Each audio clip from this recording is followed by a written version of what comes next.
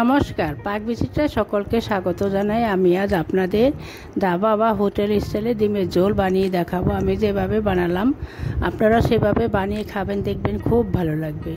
আমার রেসিপিটি কেমন লাগলো আমার কমেন্ট বক্সে অবশ্যই কমেন্ট করে জানাবেন। আর এই ধরনের নতুন নতুন রেসিপি পেতে হলে আমার চ্যানেলটি সাবস্ক্রাইব করতে ভুলবেন না। আর নোটিফিকেশন পেতে হলে বেল আইকনটি অবশ্যই প্রেস করে দিবেন। পাশে থাকার জন্য ধন্যবাদ।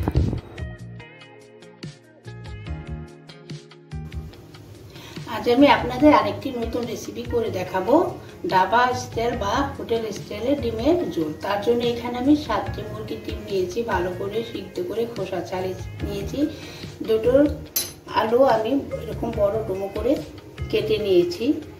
আদা নিয়েছি 1 টেবিল চামচ, রসুন নিয়েছি 1 টেবিল চামচ, লাল লঙ্কার গুঁড়ো নিয়েছি 4 চামচের 1 চামচ। হোটেলের রান্না বা ধাবা স্টাইলের রান্না কিন্তু লাল লঙ্কার গুঁড়োই ব্যবহার করা হয়।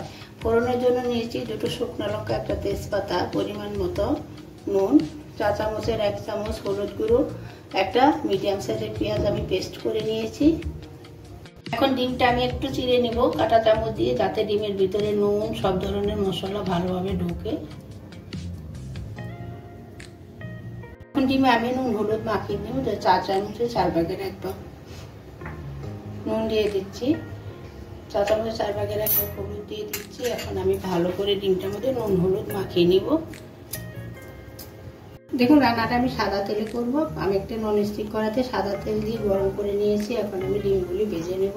বেশি ভাজবো না, আমি হালকা করে এপাশ ওপাশ করে একটু ভেজে নেব। দেখুন আমার ডিমটা ভাজা হয়ে গেছে, আমি হালকা করে ভেজে দিয়েছি। এখন আমি ডিমগুলি তুলে নেব।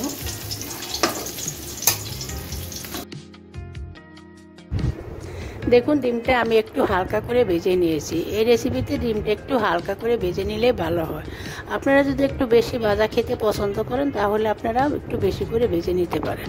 এখন রান্নার জন্য আমি ডিম ভাজা তেল আর 1 টেবিল চামচ তেল অ্যাড করে নিয়েছি। এখন ফোড়ন আমি তেজপাতা শুকনো লঙ্কা একটু দিয়ে দিচ্ছি।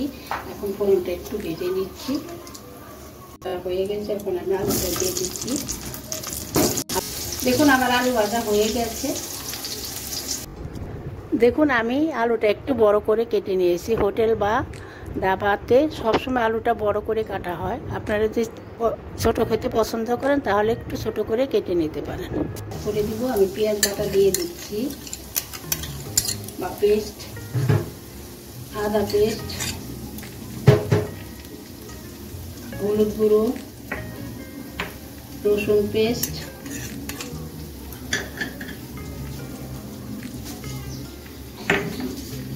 লাল লঙ্কার গুঁড়ো।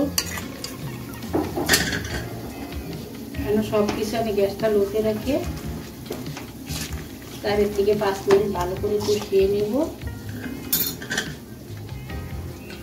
অল্প পরিমাণ একটু জল দিয়ে দিচ্ছি।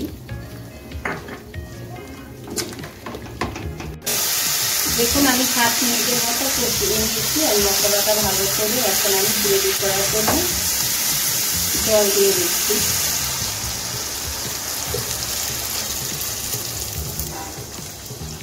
হোটেল স্টাইলে কিন্তু গ্রেভিটা একটু পাতলা হয় আর আলুটা আমার সিদ্ধ হবে। এখন গ্যাসটা হাইতে রেখে গ্রেভিটা ফুটিয়ে নেব। দেখুন আমার গ্রেভিটা ফুটে উঠেছে। এখন আমি আগে থেকে ভেজে রাখা ডিমটা দিয়ে দিচ্ছি। 4 চামচের 1 চামচ নুন দিয়ে দিচ্ছি। এখন গ্যাসটা মিডিয়ামে রেখে আমি 5 থেকে 6 মিনিট রান্না করে নেব। এখন আমার আলুটা নরম হয়ে গেছে, একটা দেখিয়ে দিচ্ছি। দেখুন আমার ধাবা বা হোটেল স্টাইলে ডিমের ঝোল রান্না হয়ে গেছে। আমি যেভাবে রান্না করলাম আপনারাও সেভাবে রান্না করে খাবেন, খুব ভালো লাগবে। এখানে নুন ঝালটা আপনাদের স্বাদ অনুযায়ী দিবেন।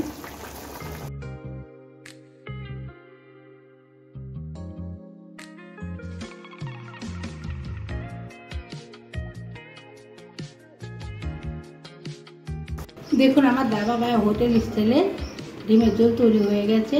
আমি যেভাবে রান্না করলাম আপনারা সেভাবে রান্না করে খাবেন, দেখবেন খুব ভালো লাগে।